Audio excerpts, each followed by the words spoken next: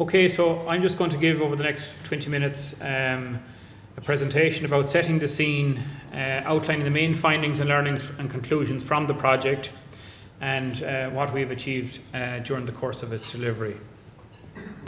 So by way of introduction, this project was led by the Irish Bioenergy Association, and the association is the representative body for the bioenergy industry on the island of Ireland. So we do cover biomass, biogas, biomethane, liquid biofuels, biochar, wood fuels and energy crops in our work. Our main work is in policy lobbying and advocacy, knowledge transfer. However, in order to help fund the organisation and advance sectors within the industry, we also embark on a number of research and development projects. And an example of the research and development projects we have done is this project we're showcasing today.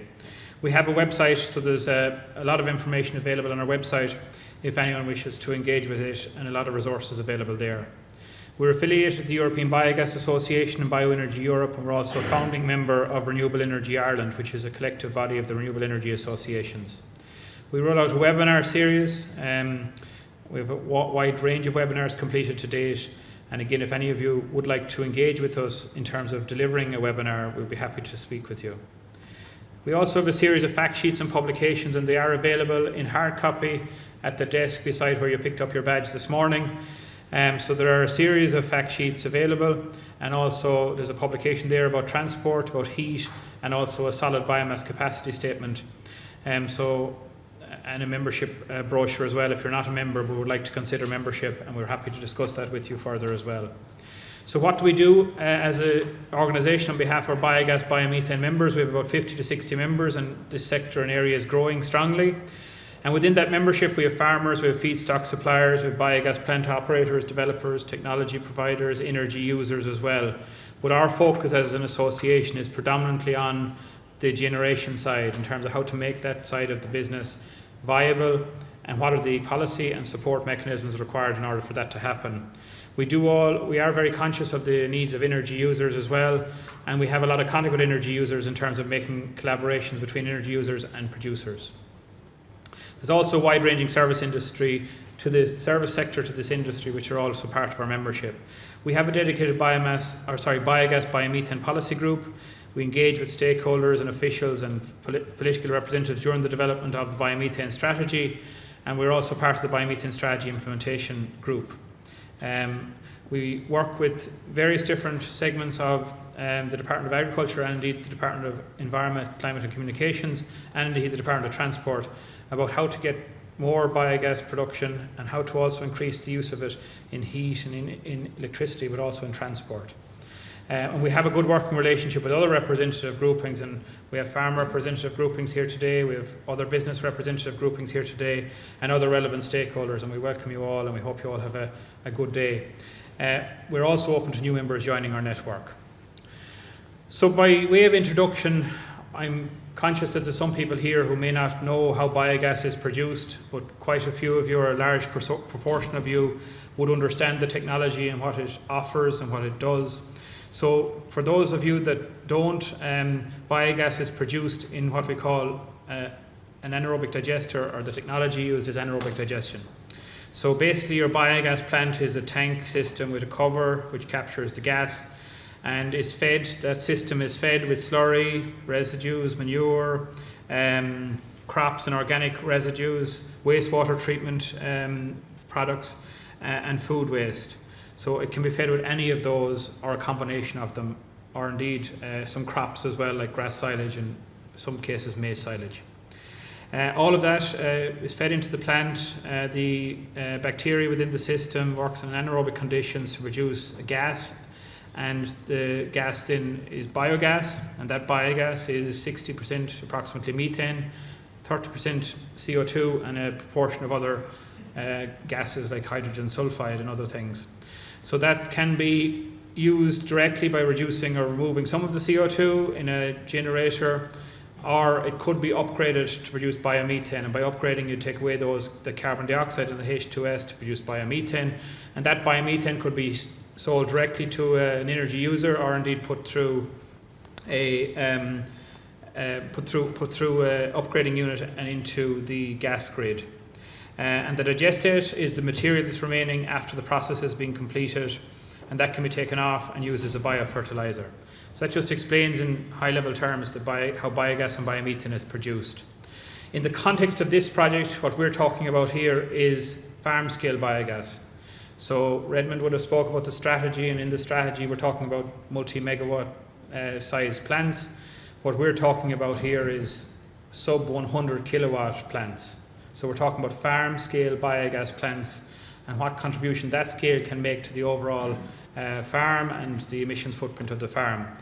So the Animal Byproducts Regulations is a regulation rolled out by the Department of Agriculture. It's a very strong regulation, and in this case what we're referring to by these farm scale plants are type 9 plants. So these plants do not require pasteurization, and they don't require pasteurization because there's no import of feedstock onto the farms. The feedstock used is the feedstocks that's produced on the farms. There is scope for import of some materials as long as it's not animal byproduct materials. So for instance, vegetable waste or other materials that aren't animal byproducts and can be used in these facilities. But very clearly there's no pasteurization in the scale that we're talking about here, which means that it's completely different to large scale where you have multiple plants feeding into it and you have to have pasteurization. And pasteurization is heating the product to 70 degrees for 1 hour. So farm feedstocks are produced on the farm and used on the farm, and the biogas generally would be used on the farm, so it's not upgraded to biomethane.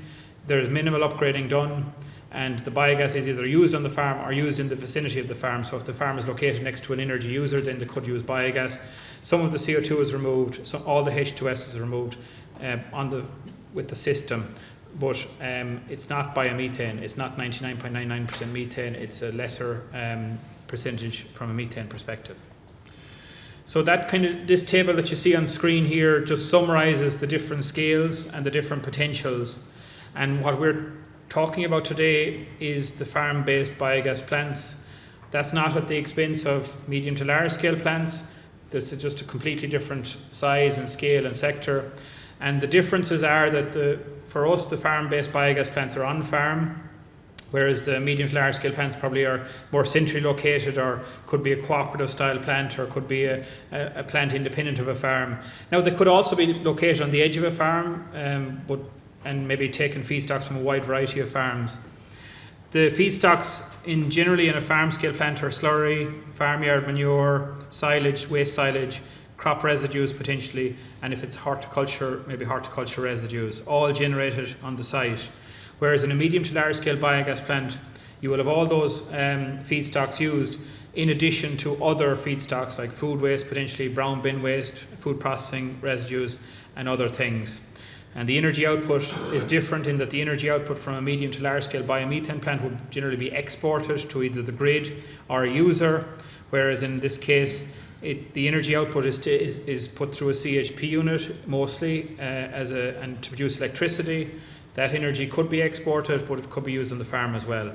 And really fundamentally, in our opinion, while the biomethane strategy outlines a capital grant model, we have slight issues with that, and I'll go into that in a minute, but the farm-based biogas plants are really need a capital grant in order for them to be viable, and you'll see the figures that we'll present later which prove that. But really what's necessary and what's available across Europe is some form of ongoing support for the medium to large scale biogas plants, and that's what we have always advocated for here in Ireland. So just very clearly, just to summarise, the Animal Byproducts Regulations really define the different scales in Ireland, in that there's specific requirements for different scale plants. So if you're considering a biogas plant, you should consult the Animal Byproducts Regulations and first of all determine what regulation you fit in under, or what type of plant you fit under, because that will have a big impact in terms of where you site the plant, how you feed the plant, and what the economic considerations are. We're not going to dwell on the biomethane strategy today or the larger biomethane sector, because that's not what we're here to discuss, but just for information, and Redmond has covered some of this already, I'm just very quickly going to go through this slide. So it was published in May, 5.7 terawatt was the target, farmer-centric focus, and the two supports that have been identified are a 40 million capital grant, which the Department of Agriculture through SEI has administered, and an obligation on the heat market called the renewable heat obligation. That hasn't been published as of yet, but we're aware of the finer details, and it's expected it will be published in the new year. It's a 20% capital grant, as Redmond has said, but the RHO design has not been finalised or published as of yet. 18 letters of offer. So the capital grant is European money. It has to be spent by the end of next year, and there's no minimum scale or size of AD facility. Indeed, some of the letters which have been offered are for upgrading units on existing biogas plants. I suppose the one overarching point with the strategy and a concern for the industry is, and I've had a lot of engagement with members on both the liquid and the gaseous fuels area, but the big concern regarding the renewable heat obligation is that imports of biomethane and potentially imports of bioliquids could potentially fulfil the obligation without the need for indigenous production. And that's a concern and something which we're engaging with the various different stakeholders on at the moment.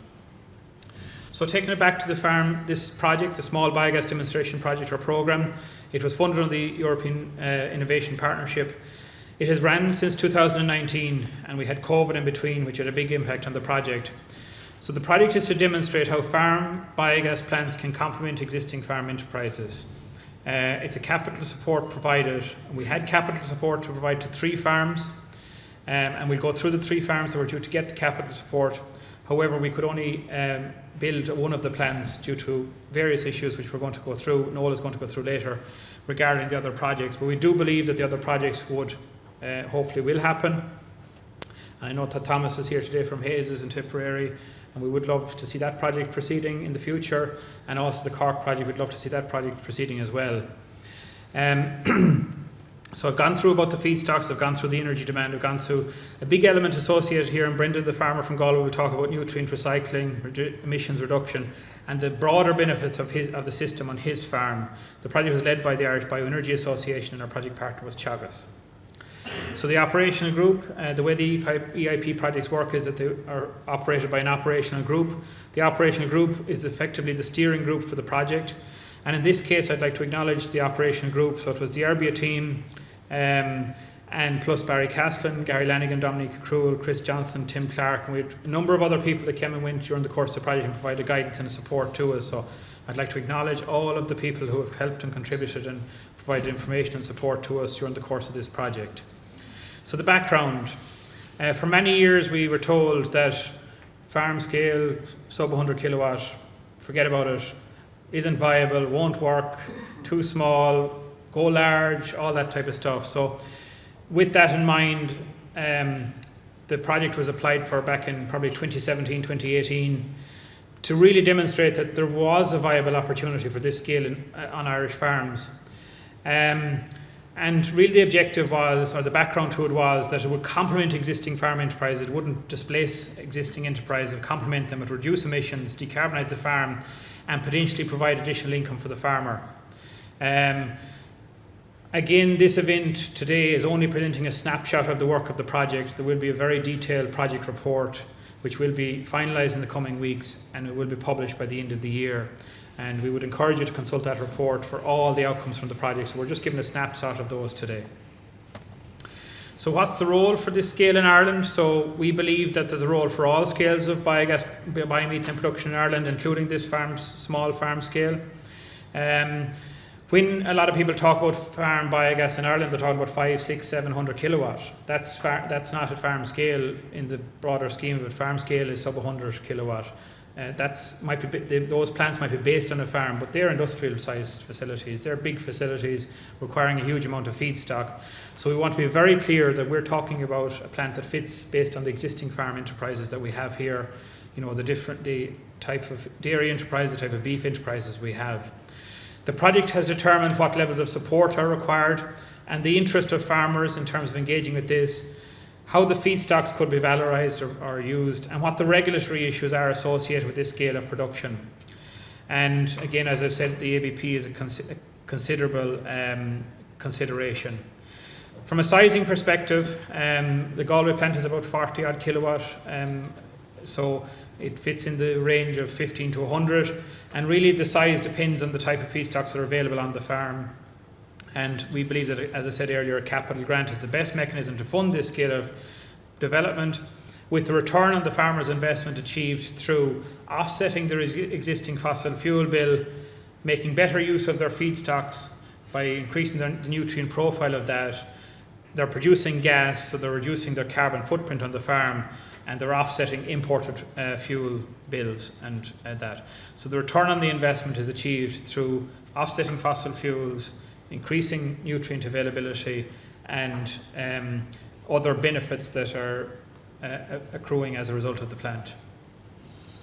So I've gone through this really about the aims. So determine the capital cost, assess the availability of technology, and determine and quantify the benefits. And the benefits would be emissions reduction, better value for nutrient, runoff, address issues around runoff and odour, displace fossil fuels, and particularly displace fossil-based fertiliser, because there is an uplift in nitrogen in digested compared to raw slurry, and assess the other economic and non-economic benefits. So at the start, in October 2019, we did 7 workshops for farmers. We held those across the country to tell them that the project existed. Some of you may have attended those. We had over 460 farmers attend those workshops, there were 7 of them across all over parts of the country. And that was the signal we gave to the farmers about an opening of an expression of interest process for the farmers that would potentially avail of the capital support. And as I said, initially we envisaged we'd provide 3 capital supports. The response from farmers was 10 times what we expected. So we received 260 farmer expressions of interest, over 10 times what we expected. We expected 20, 25 expressions of interest.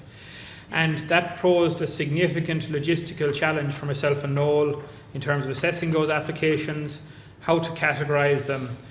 And we were lucky that we had the workshops done pre-COVID, and we had the application process just closed around when COVID broke. And we had the COVID period when we were all locked down to assess these applications. And it took us probably months to go through them all, assess what their potential was. And we broke them up into 3 categories. And we developed a tool in order that we use to assess them. And Noel will go through that tool, and it will be available as an output from the project in the next couple of weeks, as to how we assess them. So we broke them into 3 categories, category 1, 2 and 3. Category 1 was 130 farms fell into that category of the 260.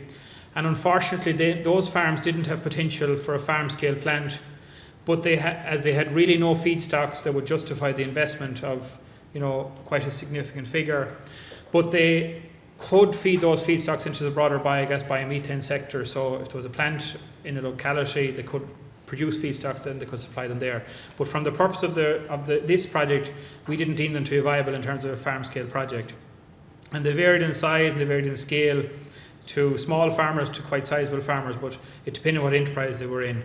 There was a medium category, and they had some feedstocks and some energy demand on their farms, but they didn't have enough feedstock and a significant energy demand to justify again the investment. So that immediately ruled out another 100. Now I have to caveat that on the basis that we assessed these pre the rapid increase in fossil fuel prices. So if we were doing the project again or assessing these again and going back and reassess the category 2, I have no doubt now, as a result of a significant increase in fossil prices, fossil energy pricing, that a number of these projects would move from category 2 to category 3. So category 3 then we identified as high potential projects or farms. They had significant quantities of feedstock and they had significant energy demands. And we identified that there was about 30 farms in that particular category. So those 30 farms were the basis of our work for the next period. So we engaged with the category 3 farmers. We developed more detailed proposals. We developed pre-feasibility studies for those, and we assessed them. During the course of all of this, we engaged with technology providers to let them know the project existed, show the interest. And we also did a number of webinars and PR communication events. And the COVID obviously impacted travel and lockdowns, but we were lucky we were able to do this work during that period. So taking those 30 category 3 farmers, we did quite significant feasibility was done for 8 of those. We assessed them again, the 30, and 8 of them were really assessed in further detail as the most highly viable projects. And unfortunately at that stage of the 8 projects, there were 3 projects in the pig and poultry enterprises, And for various reasons, they fell out of the system at that stage from a viability point of view. And this isn't to say that pig and poultry farms can't have biogas plants on their farms, but it's just these particular pig and poultry enterprises didn't move to the next stage. And the reason for that was that we identified in poultry that the batched system and the significant fluctuations in energy demand was a challenge. We also identified that there's a current contracting arrangement in place on poultry farms between the farmer and third parties who do the cleaning, and it's a contract cleaning system. So they come in after the cycle, the batch has been ended or been processed, before the next batch of chickens comes in, and they take away all the material. And it was identified that the poultry litter being left around on these farms was potentially a biosecurity concern if it was to be left there, so they get it all removed from the farm. So broadly, we identified that while poultry litter is a very good feedstock for AD, it's putting a AD plant on a poultry farm. It would work, it could work, but you'd have to have significant biosecurity measures in place to ensure you didn't end up with any issues. And on those particular, and the pig farms that we had, I think the big issue on the pig farms was that they had a lot of electric heating, plus a lot of slatted systems where slurry wasn't possible to harvest fresh. So we identified that the solid biomass support of the support scheme for renewable heat was a more cost-effective decarbonisation measure on these farms, where nutrient recycling was not as much of a priority as it may be on a beef and dairy farm. And the slurry infrastructure, as I said, on the pig farms was not as conducive to harvesting of fresh slurry as it was on some of the other farms. So that left us with 5 projects to progress to more detailed technical and financial assistance and evaluation, and ultimately an offer of bringing them to the planning process. And those projects were in Tipperary, in Galway, which is Tipperary was the Hayes' project, Galway was the Gilday project, West Cork was the Gobeen project, and I'm not going to identify the Cork and Laois farmers because they decided not to progress with the project, so it wouldn't be fair to identify them. But they were very strong and very interested, but just for a variety of reasons, they decided to not progress to the planning stage. Due to concerns around the systems and just broadly, they decided not to, and that was there was no obligation on anyone at this point. In terms of the Tipperary project, it's a large dairy herd and they have a cheese production facility on site.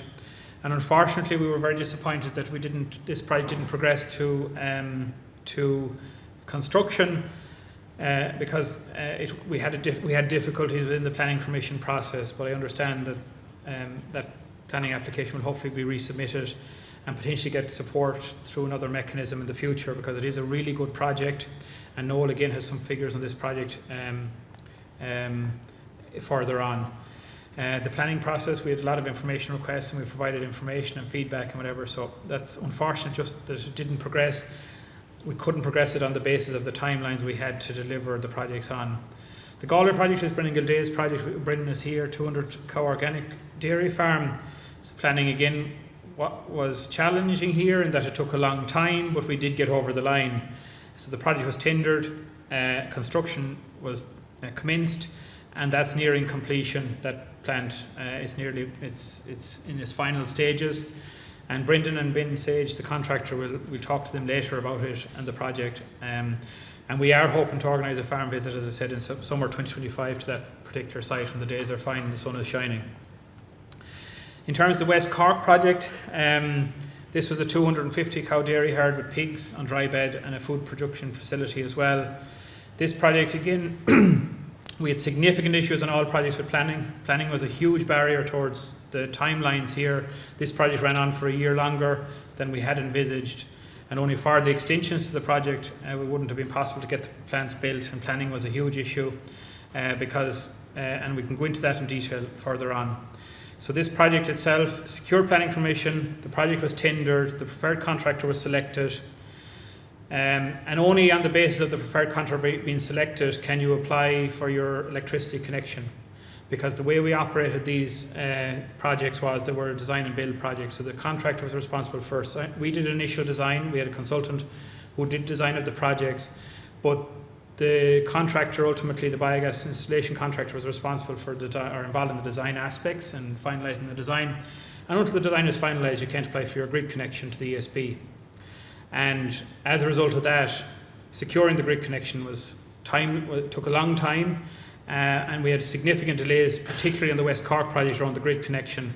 And in the end, in order to be able to achieve the project by the end of 2024, based on the delays to the grid connection and the farmer's willingness to proceed at risk, the farmer decided he wouldn't proceed, which was very unfortunate, and we were very disappointed, but we couldn't do anything about it.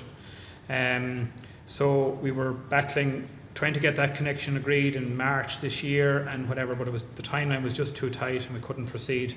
So it's not for the want of trying why the other two demonstration projects have not progressed to this point, but it's a very good project, and I believe that the farmer potentially will proceed in the future.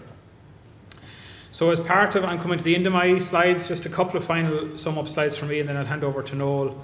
As part of the environmental considerations and reporting, we developed a detailed environmental consideration report for each farmer for the ones that went to planning permission for inclusion in their planning application. We addressed air quality, we addressed nutrient, all the issues, environmental issues effectively were addressed within this report. And the contents of this report will be available in the final project report. And we would encourage people that are applying for farm-scale biogas plants to use this template as a template to submit with your planning application. Subsequent to our applications for planning, and an issue we had was that the pre-planning meetings were postponed or cancelled during COVID. There was no pre-planning meetings from the local authorities, and as a result that put us in a difficulty in that we didn't really understand what their requirements were. And in further information requests, we were requested to provide full environmental screening assessments or ecology reports for each of these facilities.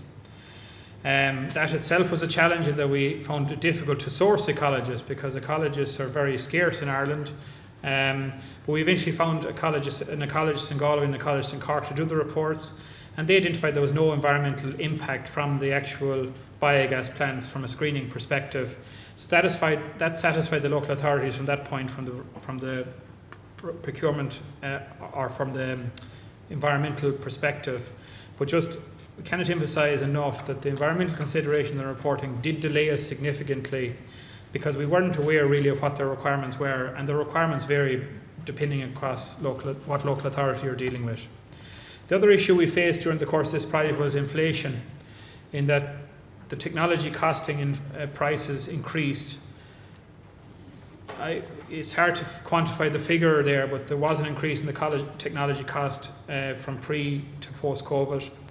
And obviously that had an issue in that our application was based on pre-COVID technology costings. So as a result, what was envisaged to give out in terms of capital grant was slightly greater than what we had initially envisaged, because the grant was a 50% grant. So it's just to make that point that inflation has had an impact as well in terms of the project initiation, from the project initiation to the delivery. COVID, as I said, we couldn't visit the 30 farms because we weren't allowed to travel during that period. So as a result, we had to have online meetings with them. But ultimately, we had to go to each of the 30 sites, and Noel did that, and Noel Gavigan, to visit them, to check the suitability, to check their location, check the infrastructure, because you can only depend so much on what's provided to you even though the application process was very detailed. Travel restrictions impacted us, visits were delayed, and also business planning was delayed. And also the financial impact of COVID had an impact on the applicants, because everyone was affected in some way by the financial impacts of COVID. Businesses were closed, farms couldn't sell product in some cases depending what their output was, and as a result of all of this, that delayed construction to commence, and as a result that pushed on the project slightly longer than we had envisaged. Okay, the last section for me is we did also, to help in terms of the procurement of the technology providers, we sent out an inquiry to all technology providers because there was a worry that we hadn't enough providers to provide this scale of facility. But as it happens, we put a note up on e-tenders, we asked for inquiries, expressions of interest to create a panel of technology providers with the objective of raising awareness of the project and ascertaining what technology options were available, what their likely costs were, and who was interested in working with us and the farmers. We created a panel. That panel is there. You can see the technology providers. Some of them are Irish-based, some of them are European-based, and that panel is still live, and it's available for anyone that wants to consult with it in terms of any project proposals that you have. So e-tenders was used to create the panel of technology providers, and then this panel was used by the farmers to actually specifically tender their projects. We developed the tender documentation for the farmers, and the tenders were issued in the name of the farmers. So that comes to the end of my part of this. So Noel, now I'm going to hand over to Noel, and Noel is going to take you through the technical policy and economic considerations for this scale of biogas. So if you have any questions, we'll get you to hold those questions, and we'll take those questions. Noel is going to present, and we'll take them questions slightly later. So over to Noel to present. Thank you.